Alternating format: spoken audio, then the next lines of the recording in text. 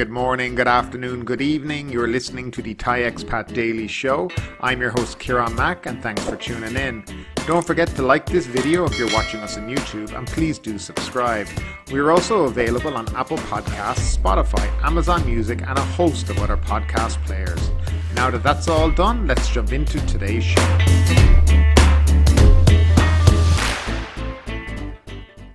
Lockdown measures extended till month's end, 29 provinces now in dark red zones. The Centre for COVID-19 Situation Administration, CCSA, chaired by Prime Minister Prayut Chan-o-cha, on Sunday extended lockdown measures until the end of August in a bid to tackle the fast-spreading Delta variant. In addition, the CCSA also increased the number of provinces in the dark red zones from 13 to 29. I'll leave a link below to the 29 that are now in the most controlled zones. Meanwhile, restaurants and food kiosks inside department stores and community malls are now allowed to provide delivery and take-home services. Separately, the CCSA held discussions on procuring 30 million doses of Pfizer COVID-19 vaccines within this year. Now that leads us into today's COVID-19 numbers as they set records with 178 deaths and 18,912 cases over the past 24 hours, the Public Health Ministry reported on Saturday morning. Of the new cases, 18,102 were in the general population and 810 were prison inmates. Over the past 24 hours, 10,715 COVID-19 patients were discharged from hospital. I don't think there's much to comment on that. It's still the same as it has been for the last few weeks. Increasing numbers, increasing deaths, hospitals getting to full capacity right now. There's a number of TikTok videos out there of a nurse who basically shared videos of patients being kept outside on trolleys because the hospitals were so full. And you can just hear her in it saying how fed up she is of this and why nobody is helping. So things are getting to desperate stages in Bangkok. The increased number of provinces that have been added now to the dark red zones just shows you how much the COVID-19 pandemic has taken over here in Thailand. I mean, it's basically adding 14 more onto it, and it's increased the center of the country basically to dark red zones. Places like Phuket and Phanyang are still in the green zone, so they haven't even been moved up to the red yet, so they're still okay. However, they've also put in, as I've said now, already their own restrictions. Phanyang will be going into lockdown from the 3rd to the 16th of August, the same as Phuket. There will be no entry or exit for anyone except emergency services and vehicles delivering goods and stuff like this. Yeah, so things are getting a lot stricter right now in the province. And yeah, I'm not sure this is really the time for tourism. I think people traveling here are going to face a lot of restrictions and the inability to go and do things. Chonburi is being put back into the dark red zone, which means Utapao Airport now will be out of bounds for Phuket to Utapao flights, which was a route for people to try get to Bangkok, and that's going to be cut out now as well. So yeah, it's just getting more and more restrictive here in Thailand. Phuket Sandbox, Samui foreign tourist projects to continue despite increase in COVID cases. Prime Minister Prayut Chan-o-cha is closely monitoring the Phuket Sandbox and Samui Plus Model and ensuring that both projects continue despite rising new coronavirus cases in Phuket, according to the Secretary to the Prime Minister's office. Most of the COVID-19 cases are of local people, workers at construction sites, or those travelling across the province. The new cases are not of foreign tourists travelling under this project, he added. Only 30 of the 13,281 foreign tourists who have come as part of this sandbox project were infected. However, Phuket province has increased screening measures for travel into Phuket, effective from August 3rd to 16th. The measures effectively limit travel in and out of the province for effective disease control and for the safety of all tourists and Phuket people, but does not close the Sandbox project. Surat Thani province found 54 cases of COVID-19 on Koh Samui at a cluster of restaurants, which the province was able to control. He confirmed that the Samui Plus model could continue as the infected group was not from the Samui Plus model foreign tourists or from the Sandbox foreign tourists who travelled from Phuket. Now, as you can see, this is just more nonsense coming from the government. Whatever they do, they have to save face on this, and it doesn't matter where the infections are coming from, whether they're coming from abroad or not. The bottom line is the province has COVID, and you either deal with the situation or you shut the project down. Now, there seems to be this conscious idea that they should have zero COVID, and I'm sorry to tell them this, but zero COVID is not an effective policy, and it will never happen again. We did well in this country for a period of time, but the idea of zero COVID is nonsense, and they need to come to that conclusion. We need to continue our lives and learn to live with the disease. Over 70% of Phuket's population is now vaccinated. This is what they called for in order to be able to open up to international tourism, to have that herd immunity. Now, you can't turn it back and say the vaccine is shit, so that's why we have to have these kind of restrictions still. You either follow through on what you said or you don't. The Phuket Sandbox is in dire straits right now. August bookings are going down the drain and September's are non-existent. People aren't going to come to a country that has COVID outbreak that's out of control. And that really is the problem here. There's no point cutting off domestic tourism within the country.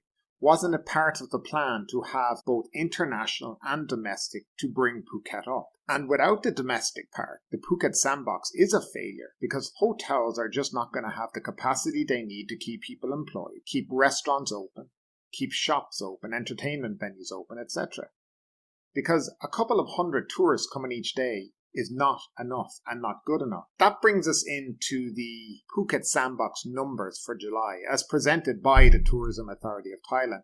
And what we're going to do is we're going to break down these numbers a little bit more. Now, according to the Tourism Authority of Thailand, 190,842 room nights were booked in July. That, according to the TAT, represented 60% occupancy rate. Now, this is a very misleading number, as this occupancy rate is only for SHA plus hotels and does not represent the total number of hotels and room nights available in Phuket. Now, as of 2018, and according to the Department of Tourism and Sport, there were approximately 1,800 registered hotels in Phuket, giving us 84,700 room nights per day. Now, that works out at just over 2.625 million room nights available for the month of July, based on TAT's own figures. And that would give us an actual occupancy rate of just over 7% for July. Not the 60% that they've quoted, 4% for August, and barely 0.35% for September. It's easy to manipulate numbers when you're using a smaller base, and there are many hotels that are open in Phuket that are not SHA+. But the problem is there's just not enough people to put into these hotels, and maybe some hotels just don't feel it's worth the effort to get SHA plus registered and certified. And they just think, well, we hopefully will just get Thai domestic tourism. And of course, that's been all cut off now. So hotels are left in an awful position. Now, the top 10 nationalities were as follows. Number 1, American at 1,898. The second was Thai citizens at 1,853. Followed by British at 1,654, Israeli 1,580, German 889, French 888, UAE 606, Swiss 326, Dutch 255, and Australian 244. So the Americans were the first in the door, followed by the Thais. I don't care what anybody says, but the Thai returnees were not coming on holidays. These were people returning home and cannot be considered tourists. The Phuket Sandbox model is meant to be attracting tourists according to the TAT, which it is not. Most of the people that are coming back here are returnees, expats who've been stuck abroad, teachers who maybe went home to get the vaccine and came back again, along with a lot of other people who actually went that route as well, and Thai people who've been stuck abroad, who would have normally gone through the ASQ in Bangkok, but now have to come to Phuket. Now, the problem also is that there isn't any extra money coming into the country because the ASQ in Bangkok now has effectively stopped because everybody's going to Phuket. So it's just been a transfer of wealth from Bangkok to Phuket, and that's all that's happened. We're not seeing any real extra money coming into the economy. In actual fact, we may be seeing less money coming into the economy. Somebody said something that I thought was quite interesting today to me. Now, if you look at Phuket, Phanya and Krabi, now these three areas draw huge amounts of people to the Andaman area. And instead of just focusing on Phuket, why don't they three of them come together and create a giant sandbox, or a giant sealed route between Phuket, Phaya and Krabi that could expand this whole area and really be an alternative for people to come and holiday in. I think it would appeal to people if you had such an area where you were free to move as a tourist. You had hundreds of kilometers, but in sealed routes, knowing that everybody was vaccinated in these routes. All the hotels followed certain protocols, all restaurants did. And that the majority, 70% of the population in these routes were also vaccinated. It would also stop the problems that local people in Phaya and Phuket and Krabi have. A lot of people travel between Phaya and Phuket to do business a lot of the time. And right now they're having great difficulty just even getting through the checkpoints. So their livelihoods are being affected. And I feel this would be a much better alternative than the Phuket Sandbox money, which basically is only putting a few Thai baht in big companies' pockets. When I said there's about 7% occupancy, this is the real one, and Tata quoting 60%. Now, I do know a couple of hotels that actually are at 60% occupancy within Phuket. For example, the Novotel in Kama is roughly, I think, running around 60%. But it also has to do with the rate that they're offering. 14 nights for 17,000 baht. Beachfront hotel, nice pool, $30 a night. You can't beat that. Now that's just great value. But that's going to put any bed and breakfast or guest house out of business. Because you have a 4 to 5 star hotel selling at bed and breakfast rates. And if you have a choice between a bed and breakfast or there, you're going to choose the 4 or 5 star hotel on the beach. Of course you are. I don't know what the solution is right now. I really do think a lot of these projects need to be amalgamated into one and create one giant sealed route. That would be a lot more appealing to European American citizens who want to travel to Thailand, want to at least feel a bit freer when they get here. And not restrict. Because the people arriving now in the Phuket Sandbox are basically, even if they've plans to go to other parts of the country, are going to be stuck in Phuket because there's no way of getting off the island, really. There's no method of travel. You're going to have to hire a private car to take you to Samui, to take you to Bangkok. And that is not cheap. So I don't know what the solution is right now for all these different schemes the government have come up with. But I really do think that it's something they should be thinking about. Not think small, think big, and attract people from Europe who would love to come and visit all these areas, but have the freedom when they get here to do so. I'd love to know what you think about this. Do you think my idea of a rather big sealed route of Phuket, Phaya and Krabi would be a good idea? If you were traveling to Thailand right now, would that appeal to you? I'd love to know your thoughts down below in the comment section. Army files complaint against coup poster.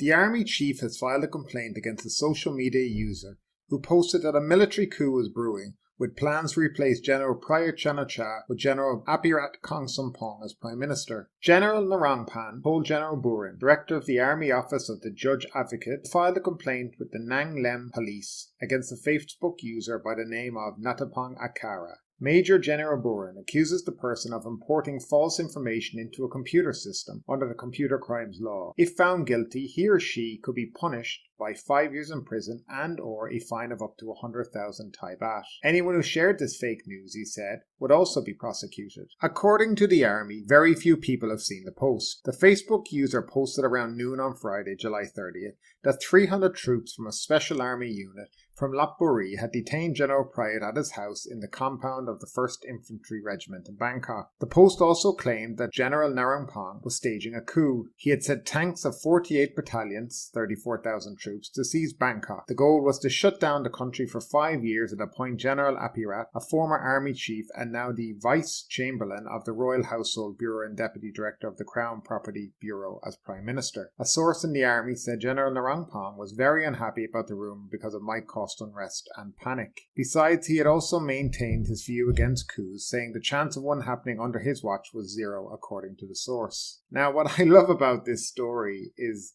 how thin-skinned these people can be. According to themselves, very few people saw the post. But now, after filing this complaint against this individual, the entire country now knows about this post. Could it be said that he is now spreading fake news as well? It's very hard to understand some of the laws in this country and this computer crimes Act and some of the defamation laws that are here, they're all very draconian, and 50 years ago they might have been okay, but certainly not in the year 2021. We all know that Thailand is a country where coups happen on a regular basis, and I think it would be of no surprise to anyone if a coup did happen in the next few years. It's just the way things happen in this country. I think we can remember the last coup. The general told us the very same thing, that there would be no coup, and a few days later we had a coup.